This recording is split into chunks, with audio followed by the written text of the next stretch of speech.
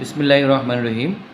প্রিয় শিক্ষার্থী, নবম দশম শ্রেণী গণিত সাধারণ গণিত বিষয়ে সকলকে স্বাগতম। আশা করি সকলে ভালো আছো। আজকে আমি যেই টপিক নিয়ে আলোচনা করব সেটা হচ্ছে সেট ও ফাংশন।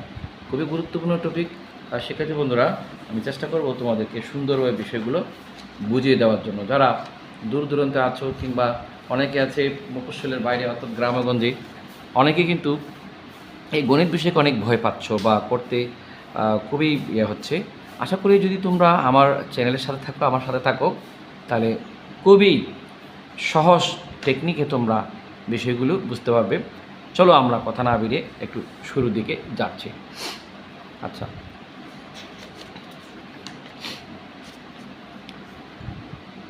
এখন সেট মানে কি? আমরা বলি সেট। তো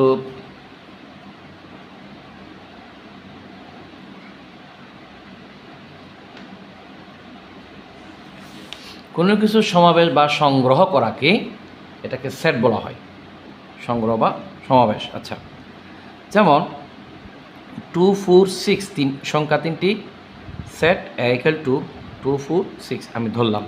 সেটের প্রত্যেক বস্তু বা সদস্যকে এলিমেন্ট বলা হয় বা উপাদান বলা হয়।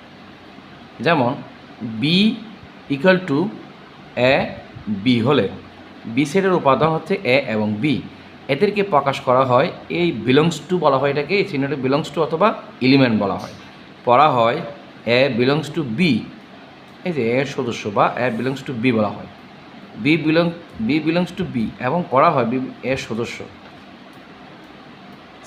যেহেতু সি এর কোনো উপাদান যেহেতু নাই, আমরা সি নট বিলংস টু, এটা যখন আমরা এরকম কাটে দেব তখন বলা হচ্ছে নট বিলংস টু, যদি কোনো উপাদান না হয় আর কি, সেখানে এর ভিতরে যদি না থাকে। এখানে এবং বি এর উপাদান আছে শুধু। সেট প্রকাশের পদ্ধতি হচ্ছে দুই ধরনের, ঠিক আছে। একটা হচ্ছে কি রোস্টার মেথড বা টেবলের মেথড বা তালিকা পদ্ধতি, আরটা হচ্ছে সেট গঠন পদ্ধতি অথবা বিল্ডার মেথড। এই দুটো মেথড আমরা ফলো করব। একটু দেখি। সেটের প্রত্যেকটি উপাদানকে কমা দ্বারা প্রকাশ করা হবে যদি বেশি থাকে আর কি। যেমন A equal to A comma B, B equal to, এটা হচ্ছে দ্বিতীয় বন্ধনী দ্বারা প্রকাশ করতে হবে 2, 4 বি 2 কমা বি 4 কমা 6। সি দিয়ে তিনটা সদস্যের নাম লেখা হলো, যে কোনো কিছু হতে পারে। সেট গঠন পদ্ধতিতে আমরা একটু আসি। তালিকা পদ্ধতি দেখছি এইভাবে প্রকাশ করা হয়, কমা দিয়ে প্রকাশ করা হবে। এবার হচ্ছে গঠন পদ্ধতিটা, অর্থাৎ আমি যদি একটু বলি, আমরা অ্যাসেটের উপাদান এখানে লিখতে পারি।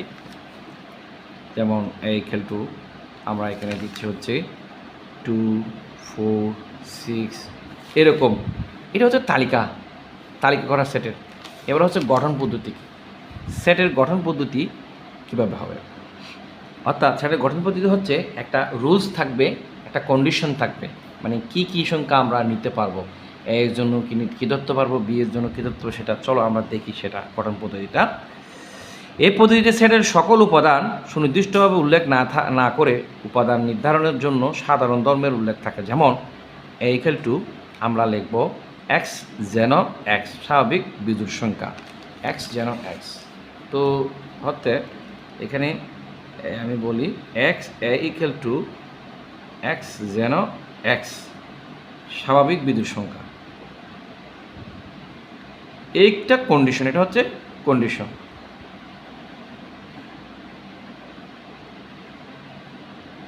এটা হচ্ছে একটা condition.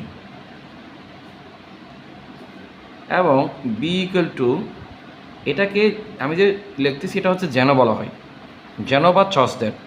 B equal to X যেন এক্স, এখন লেখলো নবম শ্রেণীর 5 জন ছাত্র, প্রথম 5 জন শিক্ষার্থী বলা হলো।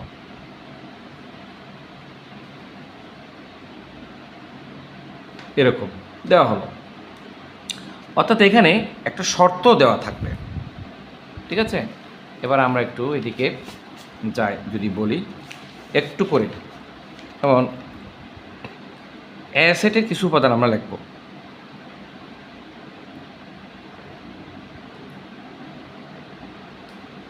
উপাদান সমূহ যদি 7, 14, 21, 28 এমন দেওয়া আছে, এখানে প্রত্যেকটি উপাদান 7 দ্বারা বিভাজ্য। এখানে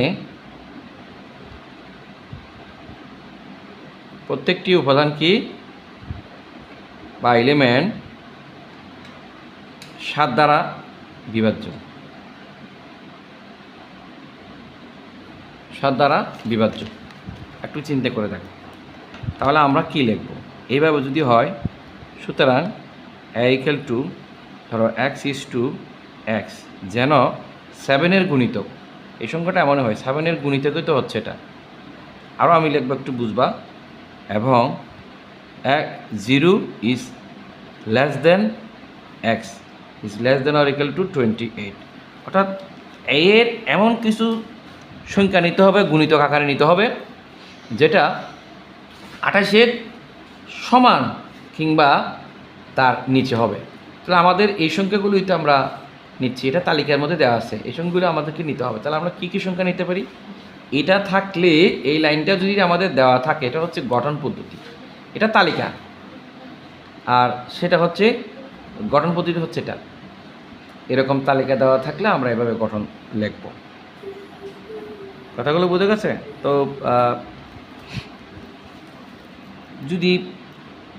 যদি বলে, যেমন উদাহরণ একটা দিল এখানে বলতেছে কি b = x x, যেন 28-এর গুণিতক 28-এর গুণনীয়ক। গুণিতক এবং গুণনীয়কের মধ্যে পার্থক্য আছে, লসাগু এবং গসাগুর মতো আর কি। এটা হচ্ছে গুণনীয়ক। তো সেটের তালিকা ইয়ে করো, আমি একটু আসতেছি। সেটের তালিকা তৈরি করো, তালিকা পদ্ধতি প্রকাশ করো। তাহলে আমাদের এর গুণনীয়কগুলো দেখতে হবে, গুণনীয়ক মানে কি সেটা আমরা করব। 28-এর এই যে গুণনীয়ক সংখ্যাগুলো আমরা একটু বাইর করব, কি কি। যেমন 28 × 1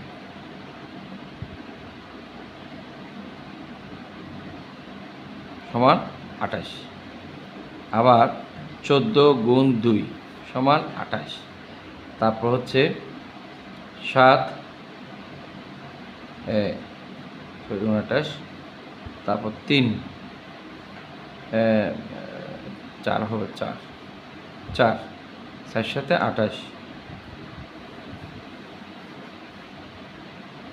এরকম। তাহলে আমরা পাচ্ছি হচ্ছে এখান থেকে শুরু করে এই সংখ্যাগুলো আমরা লিখে যদি যাই, তাহলে আমরা পাচ্ছি হচ্ছে কত 1 2 4, এই যে 7 14 28, 7 মানে 14 and then 28, এই সংখ্যাগুলো আমরা পাবো। এই সংখ্যাগুলো আমরা পাচ্ছি, অর্থাৎ এগুলো হচ্ছে কি সংখ্যা? গুণনীয়ক সংখ্যাগুলো পাচ্ছি। এই সংখ্যাগুলো আমরা পাচ্ছি হচ্ছে গুণনীয়ক সংখ্যা। ঠিক আছে?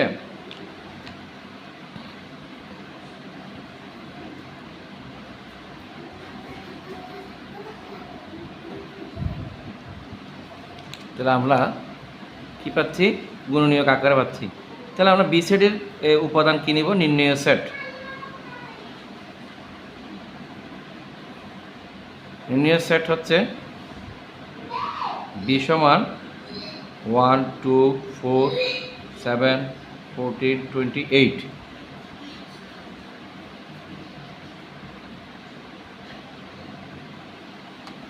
তাহলে এগুলোই পাচ্ছি। ঠিক আছে? এইরকম গুণনীয়কগুলো তোমরা এখানে লিখবে, এগুলো গুণনীয়ক সংখ্যা, গুণনীয়ক। তাহলে গুণনীয়ক বলছে আমরা এইভাবে করে আমাদেরকে, তাহলে বি সেটের জন্য কোন সংখ্যাগুলো নিব, এটা শর্ত মোতাবেক আমাদেরকে এই সংখ্যাগুলো নিতে হবে। এটা হচ্ছে সেটের যে গঠন পদ্ধতিতে। গঠন পদ্ধতি তোমাকে এভাবে দেয়, যেমন সির জন্য দেওয়া আছে, যেমন এক্স যেন, একটু করে দেখো, এক্স যেন এক্স ধনাত্মক পূর্ণ সংখ্যা হবে। ধনাত্মক পূর্ণ সংখ্যা মানে পজিটিভ সংখ্যা, এবং x² ইজ লেস দেন 18, এমনভাবে নিতে হবে 18 থেকে নিচে এবং বর্গ আকারে হবে। করলে 18 থেকে নিচে হতে হবে এমন সংখ্যা। ধনাত্মক পূর্ণ সংখ্যা আমরা যে কোনো সংখ্যা নিতে পারি, 1 2 3 4 5 6 যে কোনো সংখ্যা আমরা নিতে পারি। বাট এই যেটা আমরা কীভাবে বসাবো, যাতে এমনভাবে এমন সংখ্যাগুলো এখানে নিব যাতে 18 কি নিচে হয়। তাহলে সেই সংখ্যাগুলো যদি আমরা নিয়ে এখানে একটু যদি দেখি, আমাদের অঙ্ক হচ্ছে এটা, তো এটা এটা এখন পূর্ণ সংখ্যা আমরা জানি 1 থেকে আমরা যে কোনো সংখ্যা পূর্ণ সংখ্যা নিতে পারি। যদি এদিকে আসি একটু, আমরা যদি এখানে আসি, এখানে যদি দেখো, যেমন এক্সের মান যদি 1 হয় তাহলে এক্স স্কোয়ার সমান কি 1 হবে। এক্সের মান 2 হলে এক্স স্কোয়ার সমান 4, এই যেখানে 2 স্কোয়ার। যেমন এই কন্ডিশনের জন্য আর কি, যে C equal to X is two X, এটা হচ্ছে ধনাত্মক পূর্ণ সংখ্যা নিতে বলছে। পূর্ণ সংখ্যা, কোনো ধরনের ফ্র্যাকশন সংখ্যা হবে না, পূর্ণ সংখ্যা। এবং x square is less than 18, এটা হতো 18 এর সমান হতো। এই কন্ডিশনটা আমরা অ্যাপ্লাই করব। তাহলে আমরা যদি সুতরাং এটার জন্য যে x square is less than 18, এমনভাবে আমাদেরকে এক্সের মান নিতে হবে। সুতরাং এক্স ইকুয়াল টু, আমরা প্রথমে 1 নিলাম, তাহলে 1 নিলে এইটাতে আমরা যদি বসাই, এই 1 স্কোয়ার ইজ লেস দেন 18, তো ঠিকই আছে, যেহেতু 1 স্কোয়ার মানে 1 ইজ লেস দেন 18 আমরা হলো। আবার এক্সের মান আমরা যদি 2 নিই, তাহলে 2 স্কোয়ার ইজ লেস দেন 18 মানে কত, 4 লেস দেন 18। তারপর এক্স ইকুয়াল টু আমরা যদি 3 নিই, তাহলে 3 square is less than 18, 3 square মানে তো 9 হবে, 9 18। তারপর এক্স ইকুয়াল টু যদি আমরা 4 নিই, তাহলে হচ্ছে কি 4 স্কোয়ার 18 হয় কি না দেখি, 4 4 16, হ্যাঁ ওকে। তাহলে আমাদের হচ্ছে কি 16 লেস দেন 18, এ পর্যন্ত ঠিক আছে। যদি আমি এক্সের মান 5 নিই, তাহলে এখানে সমস্যা, এটা 25 হয়ে যাবে, এটা হচ্ছে না। এটা না হলে আমাদের কি হবে, বড় হয়ে যাচ্ছে, এটা হবে না, যে 18 এর চেয়ে বড়। এখানে সত্য পূরণ হচ্ছে না, সত্য পূরণ হচ্ছে না, বড় হয়ে যাচ্ছে, বড় হচ্ছে 18 থেকে 25, 18 থেকে বড় হবে, অর্থাৎ এটা 25 হচ্ছে। তাহলে এটা কি সম্ভব, এটা হবে না, 25 বড় হয়ে যাচ্ছে। এই কারণে তাহলে আমরা কী কী সংখ্যাগুলো নিতে পারবো, কোন কোন সংখ্যাগুলো বসালে আমাদের কন্ডিশন ফুলফিল করে। আমরা 1 বসাইছি, 2 বসাইছি, 3 বসাইছি, 4 বসাইছি। তাহলে আমাদের সি এর জন্য সংখ্যা নিতে পারি 1 2 3 4। এই হচ্ছে আমাদের নির্ণয় সেট, নির্ণয় সেট। ওকে, তাহলে আমরা খুবই ইম্পর্ট্যান্ট বিষয় ছিল। ভিডিওটা অনেক লম্বা হয়ে যাচ্ছে। আমি কিভাবে সেটের তালিকা দেখালাম, 28 সেটের যে এই যে এটা আমার তালিকা, এবং এই যে সত্য, এটা হচ্ছে গঠন, এটা হচ্ছে সেটের গঠন। কীভাবে সেটটা গঠন হবে, যেটা আমাদের শর্তে দেওয়া থাকবে সেটা হচ্ছে গঠন, আর হচ্ছে যেটা তালিকা সেটা এটা। এখন এইভাবে আমাদের দিছে, আমরা কীভাবে লিখতে পারি, এটা থেকে এরকম একটা সেটের গঠন পদ্ধতি আমরা তৈরি করতে পারি। তাহলে এটা এবার আমরা হয়তো এই যেই সেটগুলো আছে সেগুলো নিয়ে আমরা একটু কথা বলবো, কী কী সেট থাকে এগুলো বিষয়ে একটু কথা বলি। আমাদের কী কী সেট আসলে দেখতে পাই আমরা, অনেকগুলো সেট থাকবে, যেটা ফিনিট সেট, যেটা লিমিট আছে, অসীম সেট মানে সসীম সেট, যার সীমা থাকবে, গণনা করা নির্ধারণ করা যায় সেটা। আর অসীম সেট মানে ইনফিনিট, যেটা গণনা করা সম্ভব নয়। আমরা বলছি স্বাভাবিক বীজের সংখ্যা অনেকগুলো সংখ্যা হতে পারে। অসীম সেট, যে সেটের উপাদান সংখ্যা গণনা করে শেষ করা যায় না তাকে অসীম সেট বলে। যেমন এক্স, যেন এক্সের বিজুর স্বাভাবিক সংখ্যা, অনেকগুলো সংখ্যা হতে পারে স্বাভাবিক সংখ্যা। স্বাভাবিক সংখ্যা সেট n = টু ন্যাচারাল সংখ্যা 1 2 3 4 4 ডট আরও অনেক থাকবে। পূর্ণ সংখ্যার সেট, এটা হচ্ছে জেড পূর্ণ সংখ্যা, বাট এটা বিজুর ধনাত্মক হতে পারে, ঋণাত্মক হতে পারে। আমি ঋণাত্মকগুলো এখানে লিখলাম -3 -2 -1 এভাবে ডট আরও থাকতে পারে আগে, হ্যাঁ। তারপর তবে খেয়াল রাখতে হবে, যত আমাদের এই বড় সংখ্যা কোনগুলি, এই যে -3 থেকেও -2 হচ্ছে বড়, এই জিনিসটা খেয়াল রাখবে। যত আমার কাছাকাছি শূন্যর কাছাকাছি যাবে, -1 হচ্ছে 2 থেকে বড়, এদিকে হিসাব হচ্ছে সেটা। তারপর মানে এটা কিভাবে আমরা বলবো, যদি আমি এভাবে একটা রেখা টানি, এই যে এটা শূন্য, এটা ধনাত্মক সংখ্যা উপর দিয়ে যাবে, ঋণাত্মক সংখ্যা এটা নিচের দিকে থাকবে। তাহলে যত আমার ধনাত্মকের কাছাকাছি হবে তত আমার সংখ্যাটা বড় হবে, আর এটা উপর দিকে হচ্ছে বড় ধনাত্মক সংখ্যা, আর এটা মাইনাস সংখ্যাটা -2 -1, তাহলে -1টাই বড়, কম আর কি। যাই হোক, এখন এভাবে লেখা হলো মূলদ সংখ্যার সেট a/b ও b এর পূর্ণ সংখ্যা b0 বাস্তব সংখ্যার সেট আর রিলেশন, এগুলো আর একটু আমরা মূলত যদি পড়তাম তাহলে হয়তো ভালো দেখা যেত আর কি। তাহলে আমাদের আরও আছে এই যে সেটগুলোর কথা বলবো, সেটা হচ্ছে আমি ধারাবাহিকভাবে সবগুলোই করাবো, আমি জাস্ট একটু নামগুলো বলে যাচ্ছি আজকে। ফাঁকা সেট মানে এমটি সেট, যেটাকে আমরা এইভাবে কোনো সেট নাম বলে এটা অথবা ওরি দ্বারা প্রমাণ করা হয়, এটা হচ্ছে ফাঁকা সেট বলা হয়, এমটি বা ওরি, এভাবে হয় যদি সেট কোনো কিছু না থাকলে আর কি। এবার ব্যানচিত্র কি সেটাও আমরা পরে দেখাবো। ব্যানচিত্র কীভাবে, অর্থাৎ উভয় সেটের সংখ্যা যদি যেখানে মিলে সেই জায়গায় আমাদের কি এই কমন সংখ্যাগুলো সেখানেই থাকবে, এই জায়গায় ব্যানচিত্রের মাধ্যমে প্রকাশের কিছু মাধ্যম থাকবে, আমরা সেটা অঙ্ক করার মধ্যে করব। উপসেট, সেটের উপাদান, অর্থাৎ অ্যাসেটের কিছু উপাদান যদি বি সেটে থেকে থাকে, সবগুলো না, মানে অ্যাসেটের যে উপাদান যদি বি সেটে থাকে, সবগুলো উপাদান বি সেটে থাকবে, কিন্তু এই বি সেটে তো মানে অ্যাসেটে অনেকগুলো উপাদান আছে, তার মধ্যে বি সেটের সবগুলো উপাদানে যদি অ্যাসেটে মানে আমি পাইয়ে যাই আর কি, এটা হচ্ছে আমাদের উপসেট। মানে এই উপসেটগুলো আমরা কীভাবে গঠন করা হয়, উপসেটকে এটাকে বলা হয় সাবসেট বলা হয়। হ্যাঁ, কোনো সেট থেকে যতগুলো সেট গঠন করা যায় এদের প্রত্যেকটি সেটকে ওই সেটের উপাদান, অ্যাসেটের উপাদান থেকে আর কি।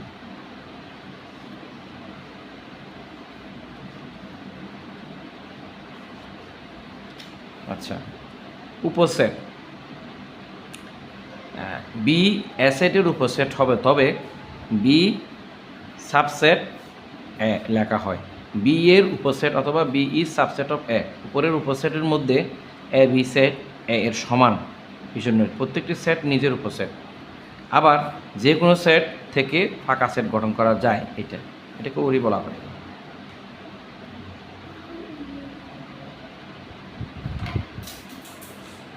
একটু জিনিস চিন্তা করে দেখো, এই যে এর কিউ এর প্রত্যেকটি উপাদান কিন্তু এই পি সেটের মধ্যে আছে, কিন্তু পি সেটের অনেক উপাদান কিন্তু এখানের মধ্যে আছে, এই জন্য আমরা যে পিকে আমার এটা কিউকে এই পি সেটের উপাদান আমরা বলতে পারি।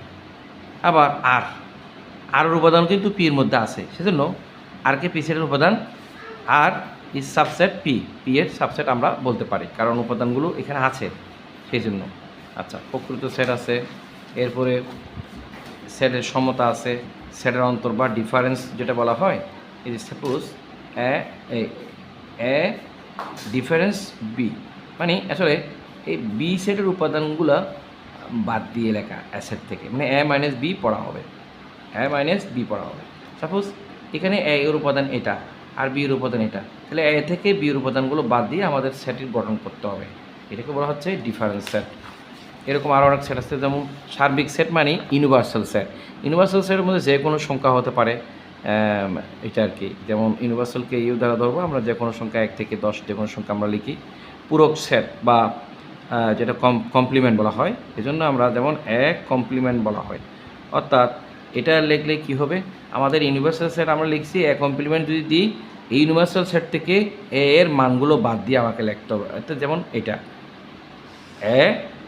ডিফারেন্স মানে বিয়োগ দিতে হবে, মানে ইউনিভার্সাল সেট থেকে এর মানটা বাদ দিলে বাকি সংখ্যাগুলো আমরা এখানে লিখবো। এরপর হচ্ছে সংযোগ সেট বলা হয়, যেটাকে ইউনিয়ন বলা হয়। এই যে ইউনিয়ন, এটাকে বলা হয় ইউনিয়ন সেট, সংযোগ সেট মানে এ সেটে যা উপাদান আছে বি সেটে যা উপাদান সবগুলো একসাথে মিলে লেখা। আচ্ছা, যেমন এখানে যদি আমরা লিখি, এই জায়গায় সি এর মান দেওয়া আছে, ডি এর মান আছে, সি ইউনিয়ন ডি যদি লিখি, দুইটার মান একসাথে করে আমরা সবগুলো লিখব। যদিও এখানে ডি এর মান লিখেছি এবং সি এর মান লিখেছি, তবে খেয়াল রাখতে হবে একই মান দুবার লেখার দরকার নেই। এখানে শুধু 4 এবং এখানেও 4 মিল আছে। এই যে 4 মিল আছে, তো এই 4টা আমার পেন্সিল তীরের মাঝখানে থাকবে, উভয়ের কেন্দ্রবিন্দুতে 4 থাকবে, আরগুলো যা যা স্বতন্ত্র সেট থাকবে। শুধু 4টা আমি যদি এভাবে লিখি, এটা এবং এটা, এখানে থাকবে 4, কারণ 4 উভয়ের মধ্যে আছে এটা। আর এটা এই 3, তারপর 5 এটা, আর এখানে হচ্ছে 4 না 4 তো এখানে ভিতরে লিখে ফেলছি, 6 8 থাকবে। আচ্ছা, সেট মানে ইন্টারসেকশন বলা হয় এটা। সেট হচ্ছে ইন্টারসেকশন মানে আমাদের শুধুমাত্র অ্যাসেটের উপাদানের সাথে বি সাইডের যেই সংখ্যাগুলো মিলে সেই উপাদানগুলোই আমরা লিখব, ঠিক আছে, যেগুলো মিলে আর কি। যদি আমাদের উপাদান আমি ধরেছি, এখানে এর উপাদান যদি আমি এটা ধরি 2 4 6, তাহলে বি সমান আমি যদি ধরি 1 3 4। এখন যদি আমি এভাবে লিখি ইন্টারসেকশন বি যদি লিখি, আমাদের কী লিখতে হবে? আমার এখানে মিলে কি? মিলে হচ্ছে শুধু 4, এখানেও 4 আছে, এখানেও 4 আছে, তাহলে আমি লিখবো খালি 4। তাহলে ইন্টারসেকশন ব্যবহার করলে আমরা কি বুঝছি? উভয়ের সাথে যে সেটটা মিলে সেটাই শুধু আমরা লিখব। আরও বিস্তারিত আমরা আসলে মাত্র আজকে পরিচিতির মাধ্যমে যেটা হয়। এরপর হচ্ছে পাওয়ার সেট। পাওয়ার সেট কি? শক্তি সেট। এই যে এরকম, এখানে পাওয়ার সেটের জন্য ফাঁকা সেট এবং এগুলো কিন্তু সমানভাবে আসলে লিখতে হয়। যদি আমরা বলি এক্ষেত্রে, যদি আমি বলি এ এর মান দেওয়া আছে ওরি, এবং বি এর মান দেওয়া আছে, সি এর মান দেওয়া আছে, পি অফ এ আমরা কী লিখব? এর মান হচ্ছে ওরি, এটা লিখব। পি অফ বি, তাহলে কী করব? বি এর মান হচ্ছে এ, আমরা এও লিখব, পাশাপাশি ওরিটাও লিখতেই হবে। এটা কিন্তু বাধ্যতামূলক পাওয়ার সেটের সাথে থাকবে এটা। পিসি, কারণ সি এর মান কি? সি এর মান হচ্ছে এ এবং বি, এ এবং বি থাকবে সি এর মান, সেজন্য একবার এ লিখবো, একবার বি লিখবো, আর একবার এ বি একসাথে লিখবো। আলাদা আলাদা লিখতে হবে, এ বি থাকলেও আলাদা আলাদা সংখ্যাগুলো লিখে তারপর আবার একসাথে এর সাথে বি লিখবো, এরপর ওরিটা লিখে দেবো। এইভাবে কিন্তু আমাদের পাওয়ার সেট গঠন করা হয়। তো প্রিয় শিক্ষার্থী বন্ধুরা, আমি কম সময়ের মধ্যে একটু চেষ্টা করেছি তোমাদেরকে দেখানোর জন্য। বিস্তারিত সামনে এই সেটের আরও অনেকগুলো অঙ্ক, যেমন এখানে অনুশীলনের অনেক অঙ্ক আছে। প্রত্যেকটা অঙ্ক তোমরা কিভাবে করবে না করবে এই বিষয় নিয়ে আমি দ্বিতীয় অংশে তোমাদেরকে ভালো করে এটা বুঝিয়ে দিব। আশা করি আমি সংক্ষিপ্ত সময়ের মধ্যে তোমাদের কে চেষ্টা করেছি বোঝানোর জন্য, যাতে তোমরা সংক্ষেপে এগুলো পারো। আরও আমি দেখাবো সামনে ফাংশনের অঙ্কগুলো ক্যালকুলেটারের সাহায্যে কীভাবে শর্টকাটে করতে পারো, নৈর্ব্যক্তিকগুলো যাতে করা যায়, সেই জন্য আমি এভাবে তোমাদেরকে দেখানোর চেষ্টা করব। আশা করি সাথে থাকছো। সকলকে আবারও ধন্যবাদ, ভালো থাকবে, আল্লাহ হাফেজ, সালামু আলাইকুম। ভিডিওটা ভালো লাগতে থাকলে তোমার বন্ধুদের মধ্যে শেয়ার করে দেবা, আর পাশাপাশি সবাইকে লাইক কমেন্ট করার জন্য অনুরোধ রইল।